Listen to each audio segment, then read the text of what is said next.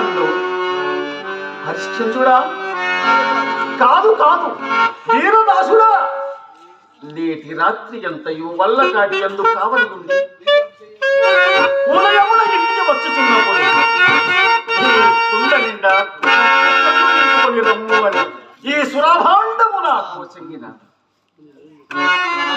అహో సురాభాండమా నీవు కనుగోచున్నాను విశ్వామిత్రుని సహాయ సంపత్తి చేసి విశ్వవిశ్వంభరాదేవికి ఆస్థానం బదు మదీయ భుజపెట్టిపై అధిష్ఠించి ఉన్నారు. ఇక త్వరపడి శ్మశానమానికే వెళ్ళను.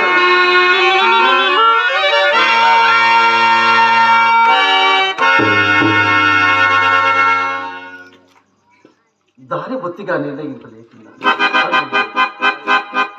అంధకారమప్పుడే బ్రహ్మాండమంతయు ఆవరించింది.